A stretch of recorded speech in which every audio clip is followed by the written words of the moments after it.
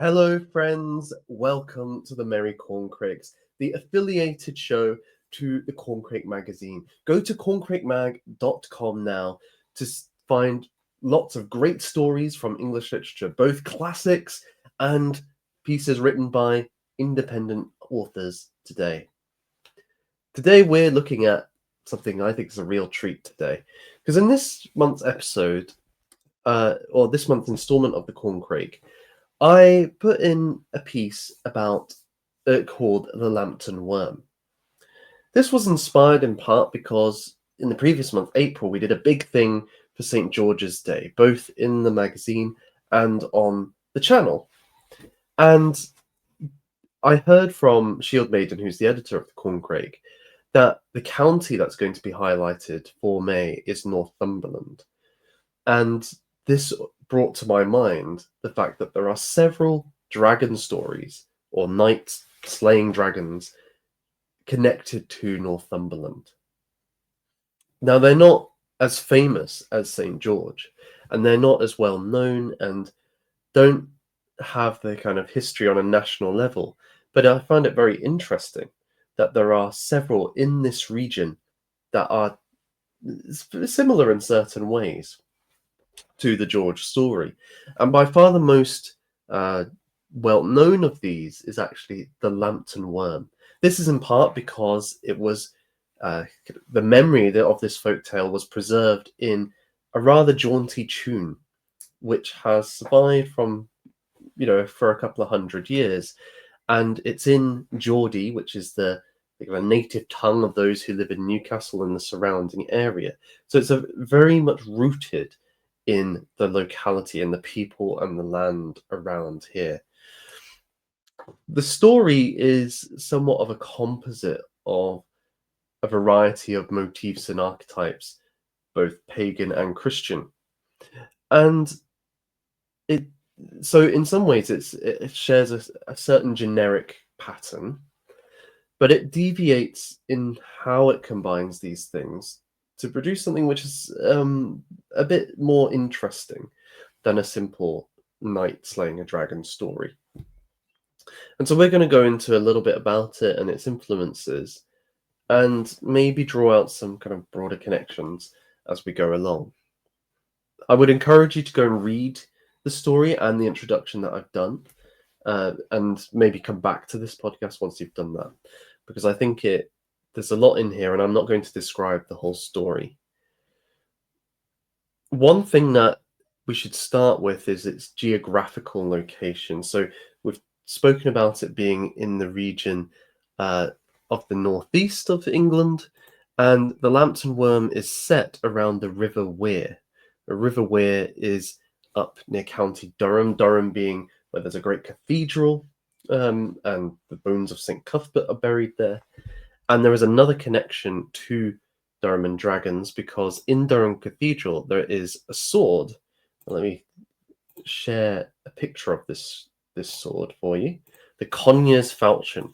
This is connected to a story where a young man slew another worm or dragon, the Sockburn worm, using this blade allegedly. And they've done some kind of dating on it, and this sword couldn't be any earlier than the late 1200s.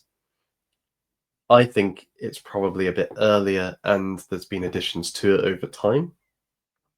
But it's certainly an old sword. And this kind of gives us a point of reference, okay? The story surrounding the sword is going back the best part of 700, 800 years. The Lambton worm story, which is slightly further north, goes back 800 years or so. So that gives us two reference points of thinking, okay, around the 1200s, the late 1100s to late 1200s, we're getting stories of local knights doing battle with dragons in the region, slaying them, and thus leading to regeneration or revitalization of the land. Now, whether the Lambton worm goes that far back, I'm not sure. I haven't been able to determine that. But I would imagine that if it's not as early as that, it may be influenced by these stories, such as to do with the Conyers falchion.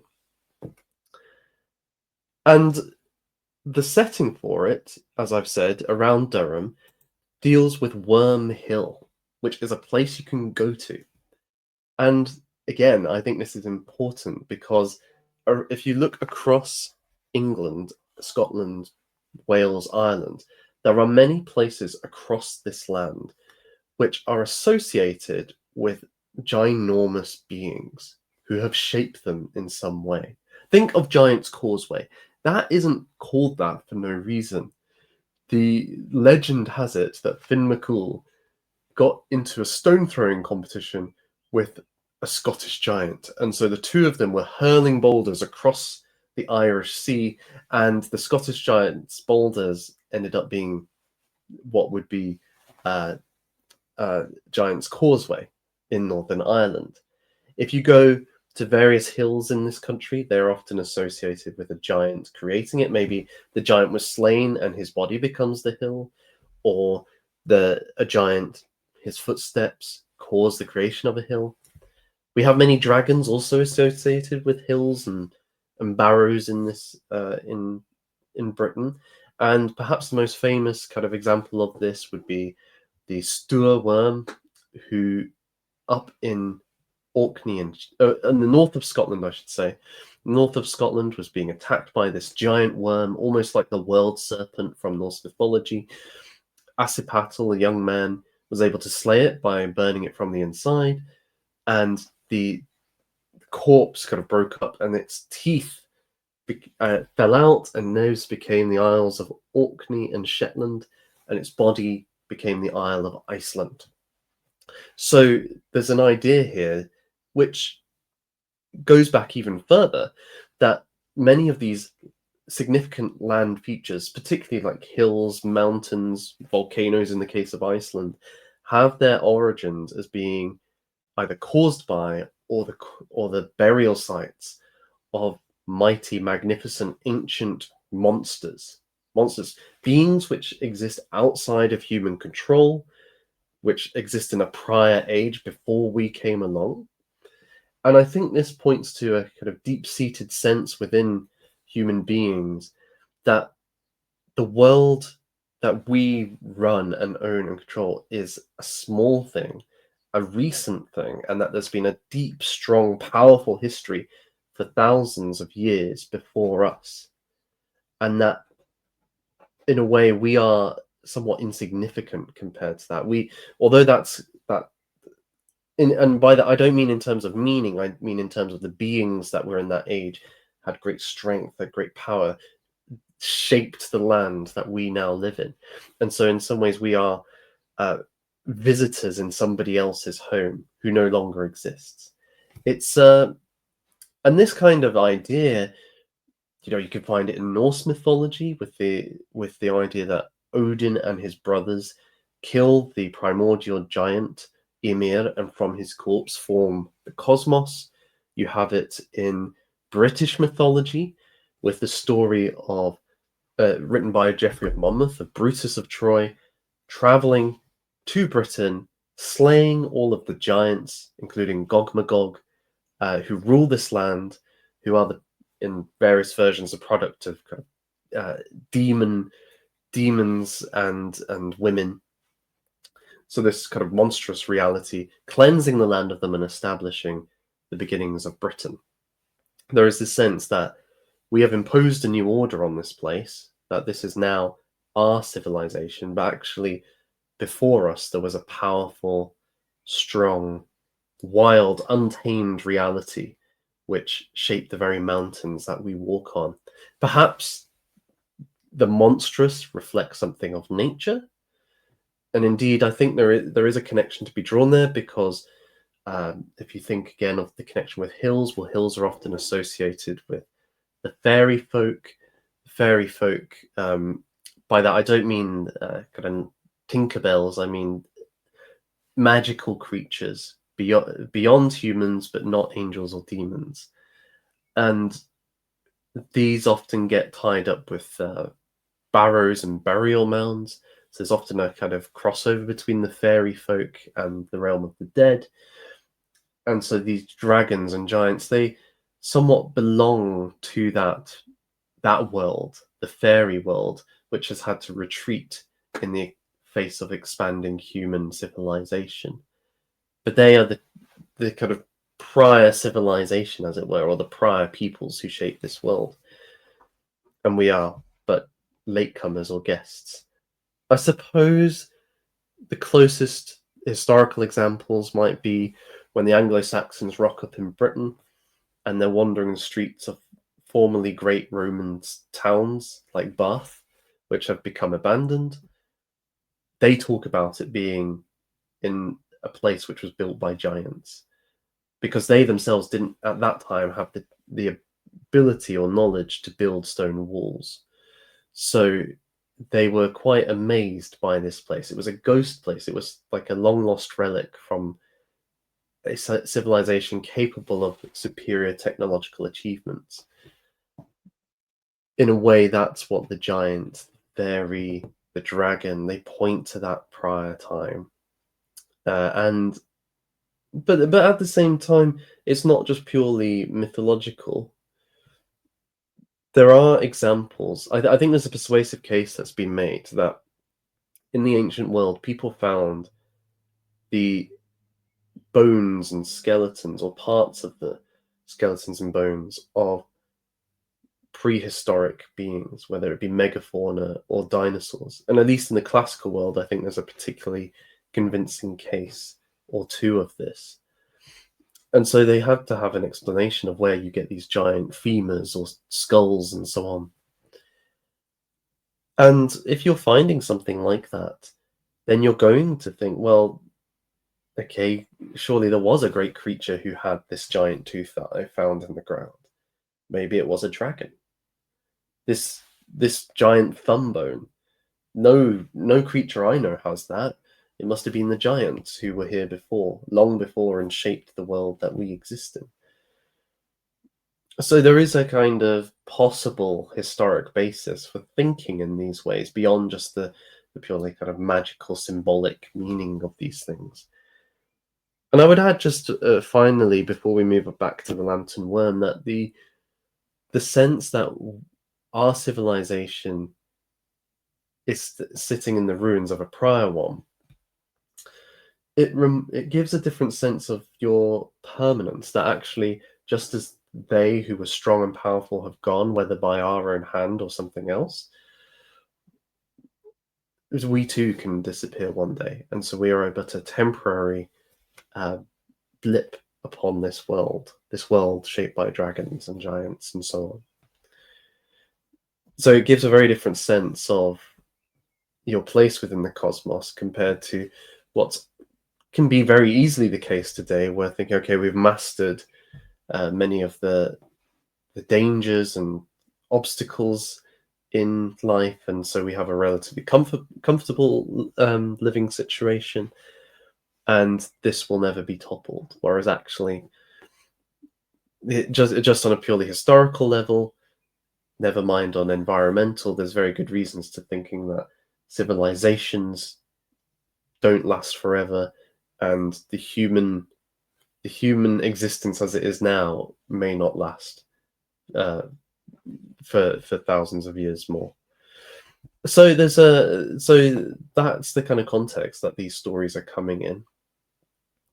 And this one is a little bit different, because most of these stories, there's a dragon which is terrorizing a community. The hero arises, slays the dragon, restores the land, restores the people, becomes the ruler, and we kind of have an origin for why that family rules that area. In this case, the cause is a bit different, because what happens at the beginning is John Lambton, a young John Lambton, is fishing in the river when he should be at church. And he is warned about this. No, you should be at church. This is the wrong time to be doing this.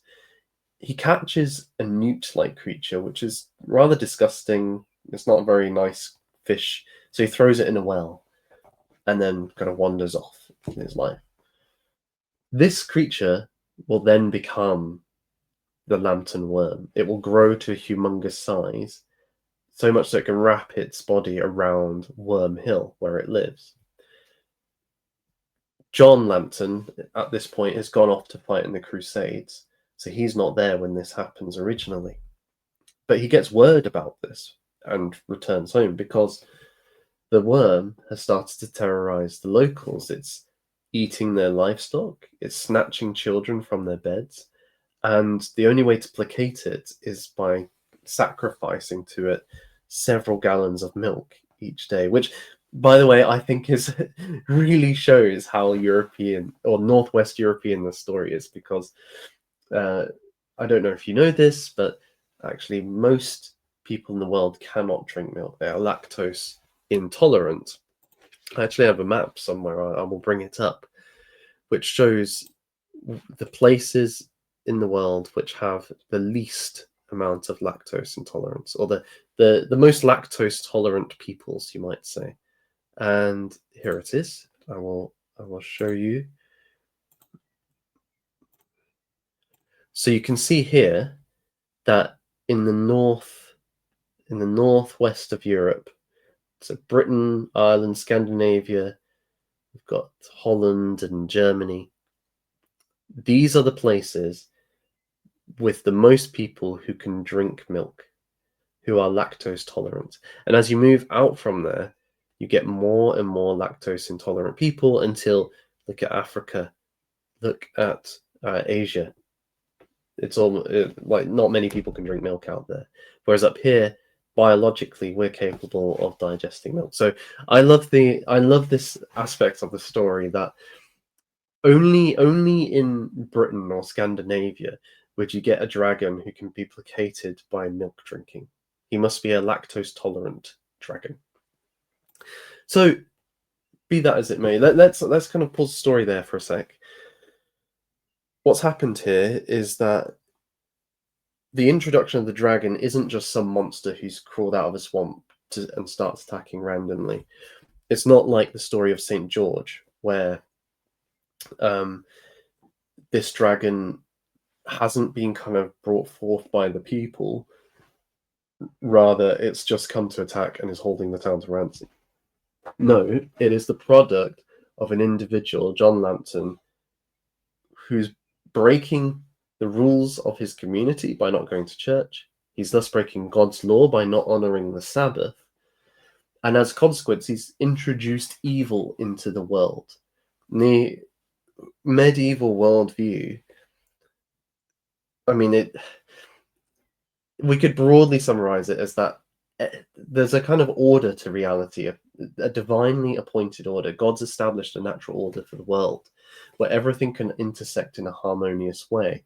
And we see that with the cycles of the planets, for example. They fit together to be in a kind of harmonic relationship or proportions to each other, and this produces the music of the spheres, which we cannot hear, but we can feel it at some level.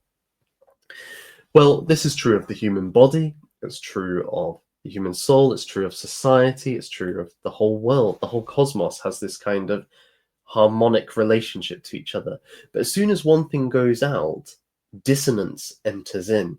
And that dissonance doesn't just stay as it is, it spreads like a disease, which is often a metaphor for sin at this time. It spreads and infects more and more of the body and grows unless it is dealt with. Well, this is what, and remember, the medieval era is a period where disease is a significant issue. The Black Death wipes out, millions of people in Europe. 50% of the population die. There's suffering and horror. It's ugly. It's gross. It's graphic. It's like something like a Bosch painting or a Bruegel painting.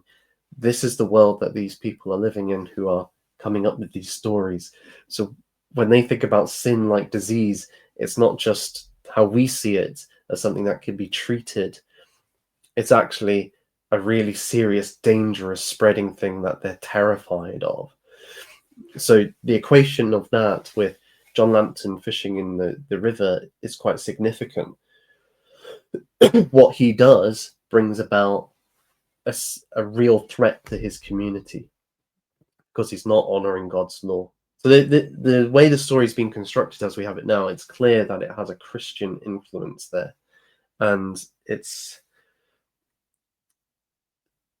could be that a monk's written this story, because that's quite a common thing for a monk to do, is to portray a warrior versus a dragon using Christian themes, pointing in certain Christian ideas. Be that as it may, then the dragon embarks on doing things which we find in other dragon stories. So it's attacking the livestock and the future of this people. It's taking away their resources. It's killing their children. So it's devouring their fertility, basically, and thus the growth, the health of people.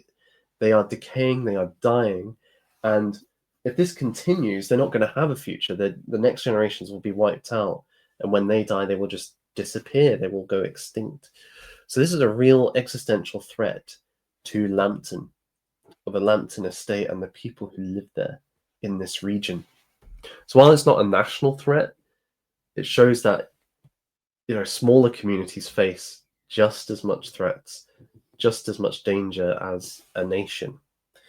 And they too can go extinct if an evil like the Lambton worm is not dealt with.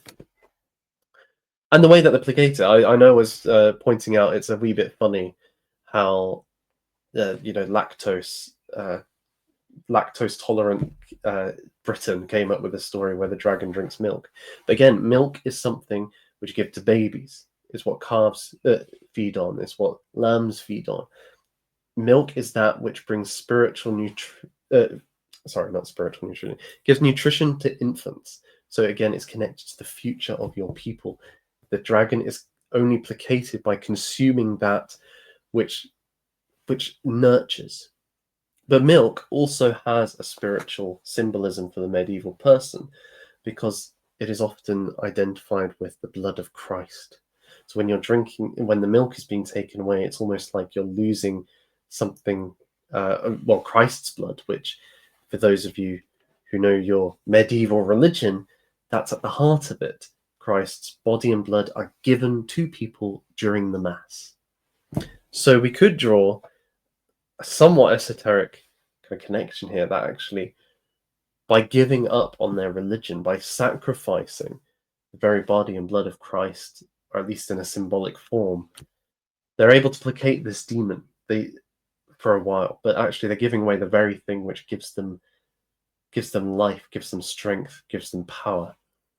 And so that it's not only an existential threat, it's actually a threat to their souls. It's a threat to their souls, because the body and blood of Christ provide us with grace, provide us with salvation. So the evil which is not dealt with eventually takes away the source of life from us. And of course, the dragon symbolizes Satan in a lot of cases. So Lambton returns, and he's going to go and deal with this dragon. And then something interesting happens, because the witch or old man who was warning him about not going to church then reappears and gives Lambton some good advice. Firstly, they tell Lambton to wear spikes in the battle, to cover the armor with spikes. And this will be the way to defeat it. And as the story progresses, he confronts the dragon. The worm will wrap itself around him, squeezes in on the armor, and thus is punctured and dies. Now, this is quite interesting, because I was reading a medieval bestiary recently. A medieval bestiary was like a compendium of descriptions of various kinds of animals, real and mythological, although they may not have seen the same distinction as we do. They were very popular in 12th and 13th century England. England actually vastly outproduces elsewhere for bestiaries. Oh, excuse me. And they're quite interesting books, because it's not just a scientific description, although that's part of it. They also have moral and religious uh, exploration of the various animals and their symbolic iconographic meaning. So, for example, the dragon is not only a dragon, he is a symbol of the devil for various features. For example, the devil will leave, the dragon leaves his cave to rush into the air, and the air glows around him because as the devil rises from his abyss, he transforms into an angel of light. This is the way these people think that the physiological features of a dragon have a deep significance and reveal something about the devil. And say the unicorn is the only creature that cannot be killed by a lion. This isn't just a happy coincidence. It actually symbolizes something about the nature of Jesus Christ, who the unicorn is a kind of animal representation of. So you can see that that's how they think about these things. It's got deeper meaning than just the literal meaning. So with this text, which is really beautiful to read these bestiaries, I'd recommend going and looking into them. Dragons often appear. And one of the things that it says in this one, and they often have very similar texts, they often copy each other and so on. The descriptions are very similar, so you don't find a lot of divergence. What it says is the strength of a dragon is not in its teeth, but its tail. It harms more by blows than by force of impact. It is said that it does not need poison in order to kill, because it slays anything which it embraces. Not even the elephant with its huge body is safe from it. It lies concealed near the paths which elephants are in the habit of using, entangles their feet with its coils, and suffocates them to death. So it's more like an anaconda. These great South American snakes, huge, several meters long, which wrap themselves around their prey and squeeze and crush the life out of them. That's how this is describing dragons or worms, and certainly the one in the Lambton worm story fits this pattern. It's not trying to bite John Lambton. It's not trying to blow fire on him. Indeed, we're not told he can blow fire. He only seems to spit out poison. Rather, he's trying to do this embrace and wrapping around. So it fits with the descriptions in the broader culture of the period. This approach then works. And again, I think it's inspired by the tale of Ragnar Lodbrok, or Ragnar Hairy Breeches. Now, you will know Ragnar potentially from various TV shows, but in the Viking world, he was also a kind of semi-mythological legendary character who, in the tale of Ragnar Lodbrok, which is an Icelandic legendary saga, the first deed that he does is he kills a giant serpent that's guarding a beautiful woman who's going to marry. And he does this by wearing wolfskin trousers boiled in pitch, which protects him during the fight.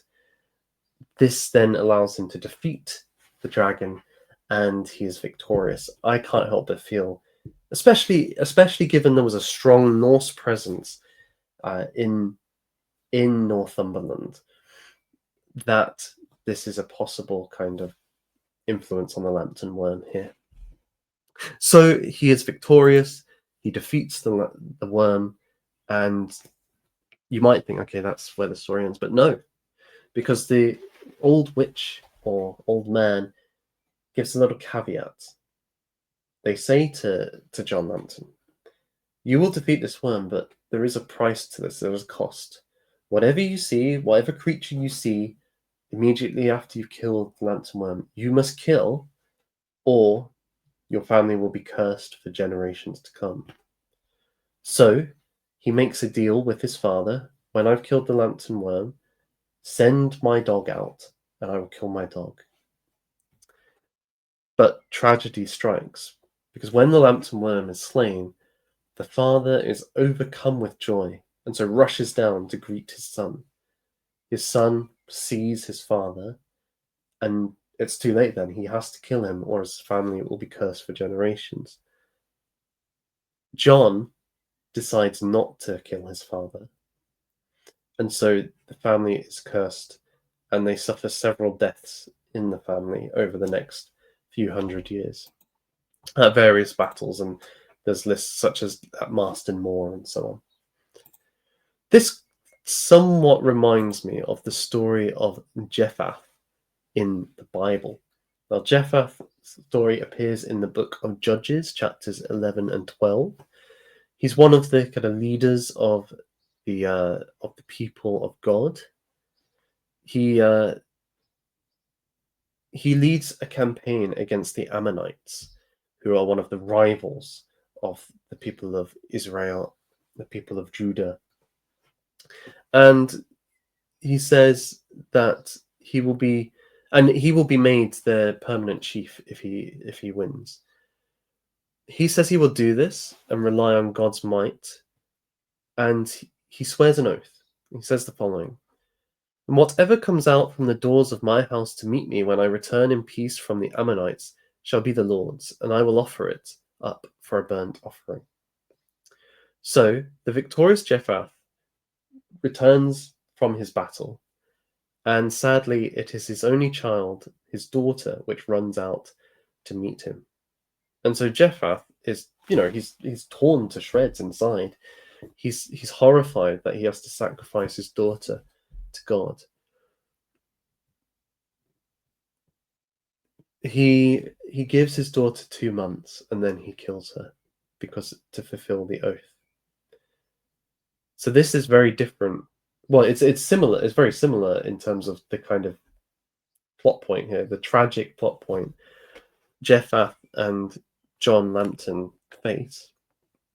So we could see that this is inspired, but whereas Jephthah follows through, Lambton does not, and this explains the kind of dark twist to his family history. Though we might point out that while Jephthah made this oath of his own free will, John Lambton didn't get that choice. He didn't get that choice. There is something quite tragic about that ending, like the cruel twists of fate that exist in life. You may win the battle, but that doesn't mean that ultimately you will be victorious in the grand scheme of history. That actually, in the defeat of the evil that we face, we're often brought away with some kind of cost. Many of the dragon stories don't have that. This one reflects that you don't just go home and things are okay at the end. Actually, there is a price to be paid for fighting a monster. And it could be a quirk of fate. It could be that you are changed yourself, or the people you come home to are changed. And indeed, the very story itself has that kind of built in already, because when John leaves, there's nothing wrong with where he is. But after several years of crusade fighting against the Muslims, the infidels, the servants of Satan from his point of view, he returns to find a dragon, symbol of Satan, gorging itself upon what's left of his deserted county. And so he has to fight that on his return home. It's a bit like the Scouring of the Shire. The hobbits go off and contribute to the overthrow of the Dark Lord Sauron, but they return home and they find that in its own small way, the Shire has been turned into a hellhole run by tyrannical ruffians who are desecrating their way of life and the beauty of the Shire. And they have to deal with it. So does John have to deal with this. There could be, if this is connected to the Conyers falchion and the kind of 1200s, the late 1200s, well, it could be connected to various goings on with crusades, because we do have, for example, Edward the First, while he's a prince, goes off on crusade and has to return. Earlier than that, we have in the 1190s, Richard I goes on crusade and is held captive on his return home by the Holy Roman Emperor, and the country is being run by Prince John, and it's a pretty awful place. He's a pretty tyrannical and corrupt ruler. And that's where you get the Robin Hood stories from. So there could be a connection there, I think. I think that's a more persuasive one to me. Maybe the Lambton worm is sort of built on that idea. So it's drawing on that, but but it's going further, because it's saying ultimately you can be victorious in the small battles, but ultimately tragedy strikes even the greatest hero, and that's when it's truly tragic. Because John's redeemed himself at this point. He's killed the dragon. He's gone on crusade, so he's devoted himself to God. He's not the idle youth he once was. He's a hero, and yet he suffers because he's the one that suffers this horrible accident, really, that his father runs out. It's the same with Oedipus. Oedipus is actually a heroic character, a good and strong leader of his people.